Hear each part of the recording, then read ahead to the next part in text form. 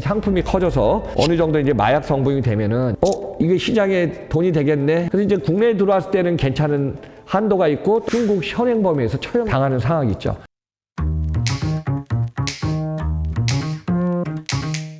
세상연구소 시청자 여러분들 안녕하십니까. 글로벌 시장에서 30년 활동하고 있는 유통물류 글로벌 전문가 조철희 박사입니다. 한국의 수출입 상품 중에는요, 효자 상품으로 진짜 매출 규모를 올린 상품도 있고요. 또 예상의 상품들이 들어와서 이런 것이 있었나 하는 상품들이 있습니다. 그 상품 한번 좀 알아볼까요? 해외에서 수출 수입 상품이 움직이면요, 항만과 공항에서 모든 것을 다 움직입니다. 우리나라는 통관을 해야 되지 않습니까? 근데 관세청이 2023년 평일 24시간 상시 통관 체제를 갖다가 도입했습니다. 해외에서 들어오는 상품이 개인 품목이 되든 또 기업의 품목 되든 속도가 빨라지는 겁니다. 그래서 24시간 통관 체제가 지금 가능하기 때문에 여러분들이 주문한 상품들은 어떻게 했죠? 더 빨리 오겠죠. 그중에 이제 대표적인 상품 마약에 대해서 한번 좀 알아보겠습니다. 마약은 우리나라가 지금 관련해서 마약에 철저하게 단속하고 있지 않습니까? 기본적으로 해외에서 상품들이나 품목들이 들어오면은 통관 검색할 때 마약 우리가 이제 비행기 탈 때도 마약이 들어오면 어떻죠? 다 SA 검색에 다 찍히겠죠. 그럼 일단은 다 압수하고서 거기에 대해서 이제 색출해갖고 이제 여러 가지 이제 엄중한 주의를 주겠죠. 한국에서 지금 어떤 일이 있었나 보니까요. 한국에서도 마약 성분이 있는 황가버섯을 재배해갖고 어느 정도 크면은 이거 캡슐 형태로 가공해갖고 10대가 결국 경찰에 붙잡힌 사례가 좀 있지 않습니까? 그래서 황각버섯이 다 자라면은 마약인데 기본적인 씨앗이 있습니다. 씨앗을 우리가 포자라 그러거든요. 근데 씨앗 단계에서는 어때요? 황각 성분이 없지 않습니까? 근데 이제 이게 규제 대상이 아니갖고 손쉽게 구매해서 그걸 갖다가 재배해갖고 하는데 이 상품이 커져서 어느 정도 이제 마약 성분이 되면은 이 부분은 법의 저촉을 받게 됐죠.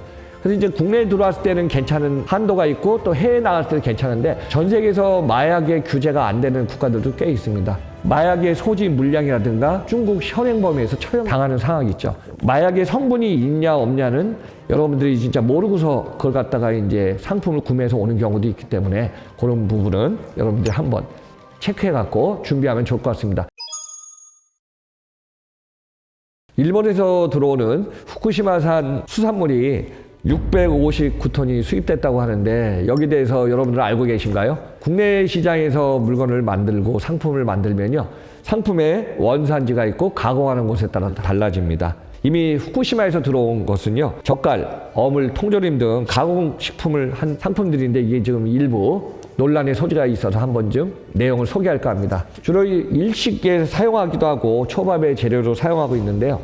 기본적으로 네덜란드의 청어알이 후쿠시마의 공장에서 가공해갖고 상품을 만드는 경우도 있고요. 노르웨이에서 원산지지만은 이 상품이 후쿠시마에서 가공해서 수출하는 상품도 여기에 포함되겠죠. 한국의 식약처에서는요, 재료의 원산지냐, 가공식품의 마지막 단계 수출한 곳이냐에 따라서 이걸 좀 체크해야 되는데 아직까지도 이 부분이 좀 어려움이 있다고 합니다. 그래서 식품에도 우리가 일상생활용품, 또 생산자의 상품, 소비재 상품에 따라서 다양하겠지만은 원재료, 가공품, 완제품이 있어서 원산지냐, 가공업체의 마지막 단계에 따라서 이 부분이 상당히 중요하지만은 현 상황에서는 이 부분이 좀 어렵다고 합니다. 그래서 해결하는 과제 앞으로 좀 주목되고 많이 필요할 것 같습니다. 여러분들은 이탈리아의 꽃게에 대해서 들어본 적이 있으신가요? 아마 매스컴을 통해서 여러 번 좀 나왔을 겁니다. 이탈리아에서는 지중해가 있기 때문에 항상 이탈리아라는 레스토랑이나 가면 어찌 조개를 많이 먹죠. 조개가 들어간 상품들. 근데 이탈리아에서 조개를 갖다가 수확해야 조개를 잡아먹는 게 꽃게라고 합니다. 그래서 꽃게를 잡을까 조개가 수확량이 나야 돼 안 되니까 이탈리아에서는 꽃게를 갖다 어떻게 퇴치를 해야 되겠죠. 42억 원 정도를 사용하면서 이게 불편하니까 퇴치를 하는데 아세안 시장, 아시아 시장에서 또 꽃게를 원하는 국가들이 있었습니다. 근데 최근 들어서 우리나라도 이게 시장에 돈이 되겠네 해갖고 지금 꽃게를 들여야 된다 해서 지금 움직이시는 분들이 있습니다. 그러면 이탈리아에서 지금 퇴치 운동을 했던 꽃게가 한국에 들어오면 어떤 영향을 받을까요? 한국에는 여러분들이 이제 간장게장 통해서 많이 먹지 않습니까? 게 요리 하면 어때요? 간장게장, 밥도둑이가 그러겠죠? 근데 이 꽃게를 들어와서 간장게장으로 만들 수도 있다고 하고요. 또 우리 식탁에 많이 올리고 또 외식 산업에 도움이 된다고 하고 있습니다. 아직까지 이탈리아의 꽃게 시장이 수입하면서 진행 중이지만은 이렇게 수출 수입 품목 중에는 이런 상품들이 우리 주변에는 많이 있는 것 같습니다. 수입 소고기의 1위는 거의 미국입니다. 여러분들 아마 매장에 가서든 어떤 품목 보면 미국산, 호주산 너무 많지 않습니까? 근데 어느 순간에 2023년에 한국이 수입해는 수입 소고기 1위가 미국으로 바뀌었습니다. 그 이전에는 2022년까지 일본이 1위였습니다. 근데 23년 수입량 23만 3,081톤으로요. 한국이 중국, 홍콩, 일본을 제치고 단연 1위입니다. 3년 연속 1위로 지금 올라섰습니다. 소고기 외에도 이제 내장기관 등 부산물을 합친 것을 다 합치면요. 24만 8,562톤이라고 합니다. 금액으로는 20억 4,700만 달러입니다. 대표적으로 2022년 한국이 최고치가 될 때는요. 28만 4,521톤이었는데 2022년보다 23년이 한 18% 줄었습니다. 한국은 인구가 5,150만 명입니다. 2022년부터 인구가 줄기 시작했고요. 일본은 2007년부터 인구가 줄기 시작했습니다. 근데 일본 같은 경우는 인구가 1억 2,300만 명 되는데 이 일본 내에 지금 미국산 소고기의 수입량이 급격히 지금 줄기 시작되는 것이죠. 그래서 이 상황에서 지금 한국이 수입 상품 1위를 어디가 됐다? 미국이 1위가 됐다는 겁니다. 그래서 이제 앞으로 이 시장의 흐름은 미국산이 더 커질 걸로 지금 보고 있습니다. 여러분들은 선인장이 한국 수출의 조자 상품인 거 알고 계신가요?